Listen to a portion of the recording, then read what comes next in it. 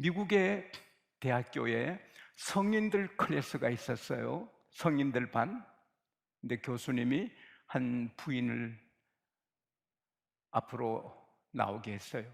그리고 당신이 사랑하는 좋은 관계에 있는 가족이나 친구, 친척이나 이웃 이름을 써라. 흑판에 썼어요. 이 중에 다 중요하고 귀한 사람이지만 이 중에 딱 한 사람을 지어봐라. 지었습니다. 또 한 사람 지어라. 친구, 이웃 지웁니다. 친척. 또 지어라. 마지막에 남편과 아들 둘만 남았습니다. 이 교수는 끈질기게 이 둘 중에 한 이름을 지우라. 그때 이 부인은 긴장하고 당혹해 하더니 헉헉헉 울더니 아들 이름을 지었어요. 모든 학생들도 긴장했어요. 이 교수가 왜 아들 이름을 지어서 그렇게 사랑하는 아들 이름을 어떻게 지을 수 있어? 부인하는 말, 내가 아들을 사랑하지만 아들은 어차피 자라면 성인이 되면 집을 떠나 나를 떠나갈 사람이고 내 남편은 끝까지 나랑 같이 있을 사람이기에 아들 이름을 지었다는 거예요. 그만큼 남편과 아내가 중요한 거예요. 이 말씀 듣고 아들, 딸들 상처받지 마시기 바랍니다. 사실 그런 걸 사실 장가 시집 가고 직장 때문에 떠나가잖아요. 그래서 우리가 행복한 가정, 자녀도 잘 길러야지만 그보다 더 중요한 것은 부부간의 관계죠. 부부간의 관계가 좋아야 행복하고 부부간의 관계가 안 좋으면 불행한, 이건 항상 불행한 거죠. 여러분, 장학 퀴즈를 낼게요. 원수와 왼수의 차이가 뭡니까? 원수, 왼수. 원수는요, 원수 믿지만은 떨어져 살아요. 왼수는 같이 살아야 돼. 믿긴 미워도 같이 살아야 게 왼수요. 그래서 자식 보고 왼수라, 남편 보고 저 왼수 이렇게 하잖아. 우리 그리스도인의 가정에 집안에 왼수 같은 자식이 있으면 안 되고 왼수 같은 남편, 아내가 있으면 안 되는 거예요. 하나님의 뜻은 사랑하고 사는 거예요.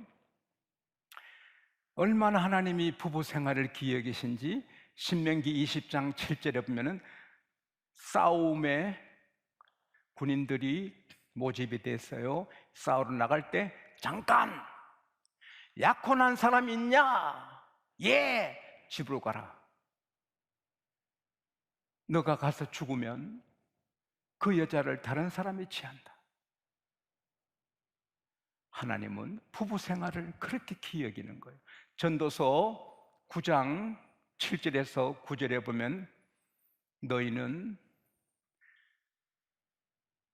기쁜 마음으로 음식을 먹고 즐겁게 포도주를 마시고 항상 흰옷을 입고 의복을 깨끗하게 입고 머리에 향기름을 바르고 사랑하는 아내와 함께 즐겁게 살아라. 하나님의 뜻은 가정이 행복하게 사는 겁니다. 어느 성경 공부반에 새신자 남자가 목사님, 그 약혼한 남자는 군에도 병력을 면제하라 하는데 왜 그럽니까? 목사님이 그야 그 불쌍한 남자는 집에 가서도 계속 전쟁을 해야 되니까. 머리 나쁜 사람 무슨 소리인지 모르죠. 집에 아내랑 계속 싸워야 되니까 그것도 전쟁 아니냐, 우스갯소리지만 슬픈 이야기죠. 근데 사실 현실이 여러분 집은 좀 다르겠지만 집집마다 결혼할 때 그 부인은 비둘기같이 예쁘고 양처럼 순하고 남편에게 다소곳이 하잖아요. 그게 얼마나 남편에게 행복입니까? 그래서 제 초등학교 다닐 때 선생님이 행복하게 살려면 미국 집에 중국 음식에 일본 여자로 살아라. 그때 미국 집이 좋았거든요. 중국 음식 짜장면, 짬뽕, 뭐 탕수육 기가 막히잖아요. 보리밥 먹을 때. 그리고 일본 여자는 무조건 남편에게 하이 하이 하고 복종하잖아요. 그러니까 그 선생님이 미국 집에 중국 음식에 일본 여자하고 사는 게 최고 행복이다. 근데 몇 년 전에 제가 일본 가서 물어봤어요. 어찌 일본 여성들은 하이 하이 합니까? 옛날 이야기래요. 지금은 무섭대요. 미국 집에 산다고, 중국 음식 먹는다고. 일본 여자 삶 행복합니까? 아닙니다. 가정을 지으신 하나님이 주신 길대로 나가면 하나님이 만들어 주십니다.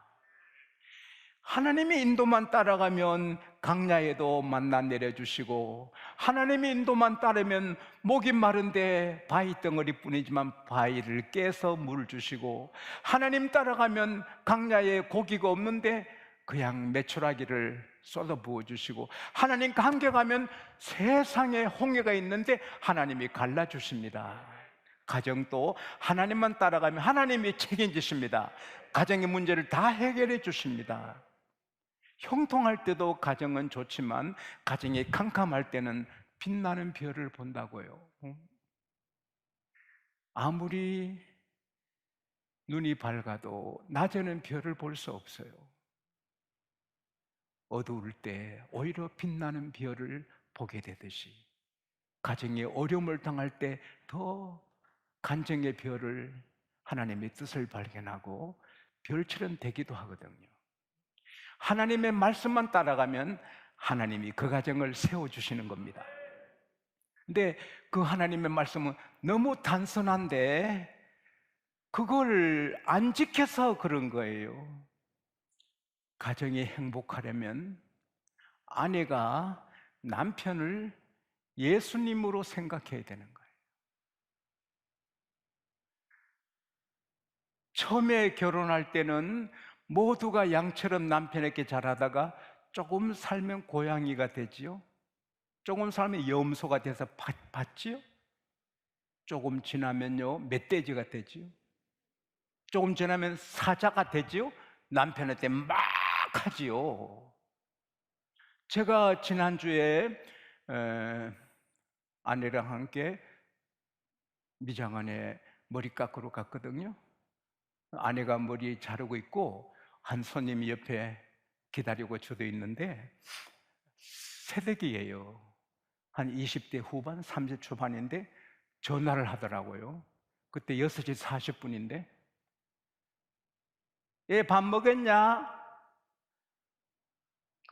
아, 다 먹여서 그래. 설거지 했어? 뭐 안 했다고? 얘네는 손톱 까딱 안 하니? 나 피곤해. 어서 설거지해. 알았어? 남편한테 그러더라고요. 오 장로님 어떻게 해요? 이게 말세가 아닙니까? 어? 이야, 그거 나이가 한 50 넘으면 이해도 되는데 새파란 여자가 벌써 사자가 돼서 아, 나 피곤해. 얘 손톱 까딱 하네. 그 가정이 행복하겠어요? 그 남편이 뛰쳐나고 싶지 않겠어요? 에이씨, 어떻게 저런 걸 만나가지고. 응? 술집에 가봐. 술집의 여자들은 하이 하이, 사장님, 오장님, 육장님, 칠장님 칭찬 많은데 얘 손톱 깎다 가네. 설거지해. 그런 여자하고 살고 싶겠어요? 세상 풍조 나날이 바뀌어도 성경은 바뀌지 않습니다. 성경은 아내들아 남편에게 복종입니다. 여보 잘 들어요? 아내들아 남편에게 복종하라. 여러분 요즘 남편들이 아내에게 복종하는 남편들이 참 많아. 집이 복을 못 받아요. 하나님이 복을 안 주셔요. 하나님, 성부 하나님, 성자 하나님, 성령 하나님 똑같은 전능하신 분이에요. 성자 하나님 또 하나님이시고 성령 하나님 또 하나님이시고 성부 하나님 또 하나님, 똑같은 the same position이에요. the same God, 똑같은 하나님이 한 인격에 계세요. Three persons in one. 이 세 인격자가 하나가 돼서 삼위일체가 된 거예요. 근데 똑같은 전능하신 계급인데 예수님이 하나님께 죽기까지 복종하잖아요.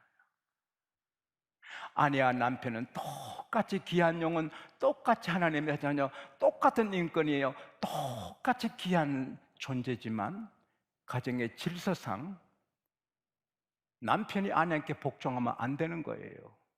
아내가 남편에게 복종할 때 집이 복을 받는 거예요. 왜 아멘을 안 하는 거예요? 어? 에베소서 5장 22절에 아내들아 남편에게 복종하기를 주께 하듯 하라. 이거 하나만 해도 집이 고귀하게 되고 거룩하게 되고 훈훈하게 되고 은혜를 하나님이 주십니다.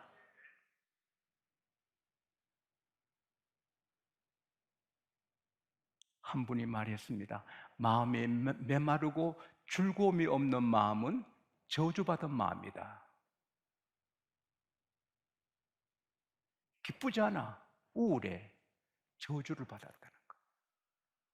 은혜가 떠나갔다는 거. 은혜가 있으면 기쁜 거예요. 그것은 겸손히 말씀에 순종할 때 하나님 은혜를 주시는 거예요. 아내가 우울증에 걸린다, 아내가 뭐 아주 살기 싫어한다, 그 남편에게 복종하지 않는 아내예요. 남편에게 복종하고 남편을 예수님으로 생각하라는 거예요. 남편의 인격, 남편의 실력, 남편의 삶의 모습, 남편의 그 삶의 스타일 상관없어요. 남편이기 때문에 복종하라는 거예요. 에베소서 6장 33절에는요 아내들아 남편을 경외하라, 뭐 존경하라 이렇게 하는데 이건 선택이 아니고 의무예요. The wife must respect her husband. must. 이건 싫어도 하라고. 남편에게 복종하는 거는 싫어도 하라. 남편을 예수님처럼 높이는 걸 싫어도 하라는. 그러면 싫어도 순종하면 하나님이 그 가정에 행복을 주시는 거예요. 교회가 주님께 복종하잖아요. 왜? 교회의 머리가 주님이시잖아요. 마찬가지로 오늘 성경은 남편이 아내의 머리라는 거예요. 그래서 남편에게 복종하라는 거예요. 실제로 이건 며칠만 복종해도 집이 천국 되거든요. 파리의 한 여성을 내가 기억하는데 제가 편지 3장을 준 그 제가 오래전에 말씀드렸는데 서울에 여학생이 파리 유학 갔다가 파리 멋진 남자하고 사랑해서 결혼해서 애 둘 낳고 잘 살다가 서로 안 맞아 이혼을 하게 되는데 제 집회 때 파리 교회 집회 갔을 때 그분이 이혼 이자로 다 해놓고 하다가 제 팬인가 봐요. 제가 부흥에 왔다는 말을 듣고 아 목사님 부흥에 오셨구나, 이혼 사인은 부흥에 끝난 다음에 하자, 은혜 받고 이혼하자. 그러면 참석했다가 제가 아내들아 남편에게 복종하기를 주께 하듯 하라. 남편의 양말, 남편이 피곤해서 양말을 휙 던지면 여보 그 양말 세탁기 넣어요 빨리 던져, 그러면 절대 안 된다. 그 남편의 양말이 예수님 양말이다. 예수님이 피곤해서 양말 벗었는데 주님 그 양말 그거 두면 안 돼요, 세탁기 넣어요 하겠나? 그 남편이 계속 퇴근하면 양말을 휙 던지고 그게 참 미웠는데 거기부터 깨진 거예요. 그래서 그분이 성령으로 회개하고 이혼할 때 하더라도 내 남편을 예수님처럼 섬겨보자. 그래서 식탁을 차릴 때 주님 식탁이라고 정성을, 옷을 준비해도 주님 옷이다, 남편이 양말을 휙 던져도 주님 양말이다. 그렇게 며칠 했습니다. 며칠인지는 모르겠는데 제 기억이, 저 그때 파리 집회 마치고 독일 집회 마치고 노르웨이 집회 마치고 왔을 때 눈물 젖은 편지가 3장 왔거든요. 남편이, 여보, 당신이 나한테 왜 이렇게 내게 잘해? 그동안 미안했어요. 내가 교회 다니도 헛다녔어요. 아내는 남편을 예수님처럼 섬기랬는데 내가 당신한테 너무 함부로했어요.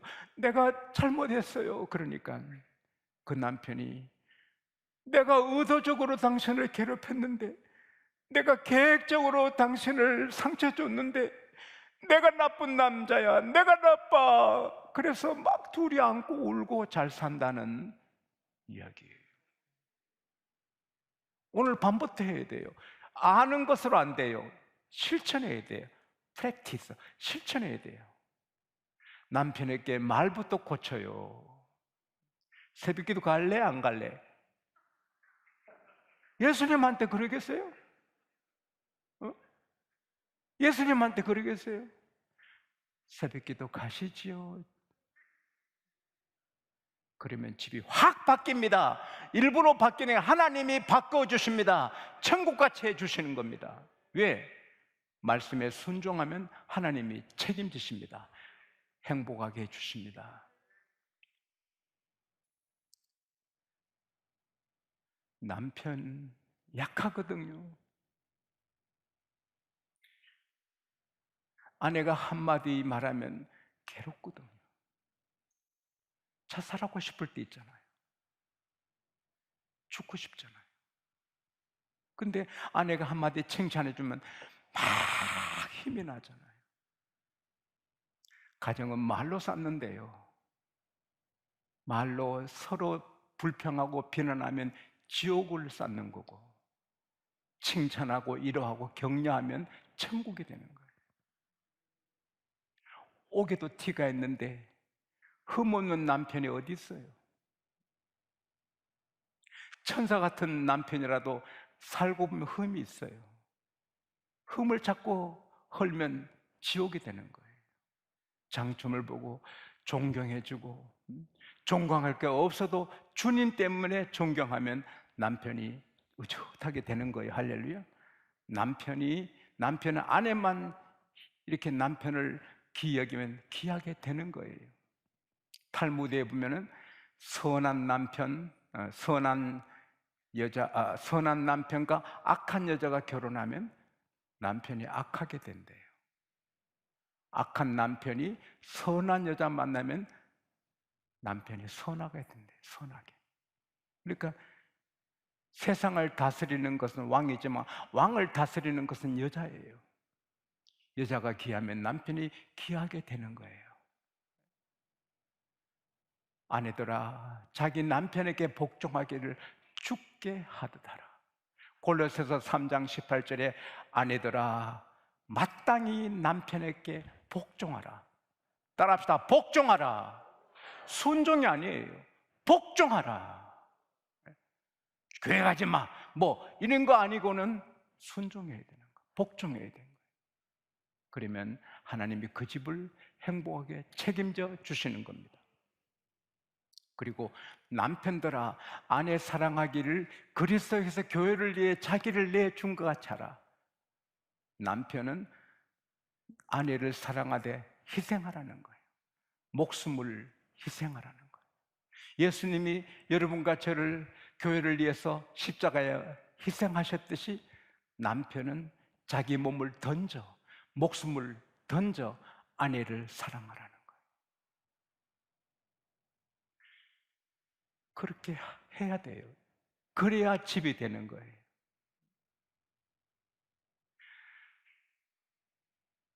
자기 아내를 사랑하는 것은 자기의 몸을 사랑하는 것이라고 28절에 말했어요. 그리고 아내와 남편은 한 육체라고 말씀했어요. 내 몸을 중히 여기듯이 아내를 중히 여기고, 그 다음에 27절에 보면 아내를 영광스럽게 하라는 거예요. 주님이 교회를 영광스럽게 흠이나 주름 잡히지 아니하고 영광스러운 교회로 만들려고 하시는 것처럼 남편은 아내를 영광스럽게 해요. 그게 뭐예요? 아내한테 말을 귀하게 해야 되는 거예요.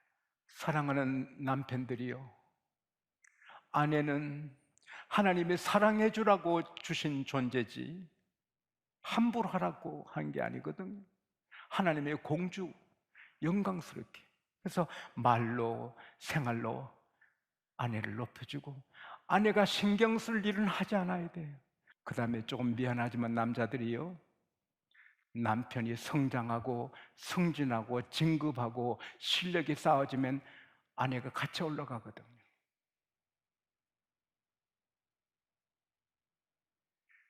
세상에 남자들은 세 가지가 있거든요. 계속 실력을 쌓고 자기의 몸값을 올리고 발전하는 남편이 있고, 제자리에 머무르는 남편이 있고, 퇴보하는 남편이 있어요. 손흥민 씨는 보니까 계속 몸값이 치솟아 올라간대. 스카이 스포츠에서는요, 최고 선수를 손흥민으로 세웠다고 합니다. 어제와 오늘 똑같은 남편, 작년과 오늘 똑같은 남편은 아내를 피곤하게 하는 거 아니겠어요? 남편이 노력하고 열심히 공부하고 발전해서 쭉쭉 자라면 아내가 남편 때문에 기쁜 거고, 남편 때문에 아내도 올라. 남편이 소령되면 아내도 소령, 남편이 대령되면 아내도 대령 부인, 남편이 장군 되면 장군 부인 되잖아요. 아내를 위해서도 열심히 노력해서 올라가고 올라가는 우리 남자들이 될 수 있기를 바랍니다.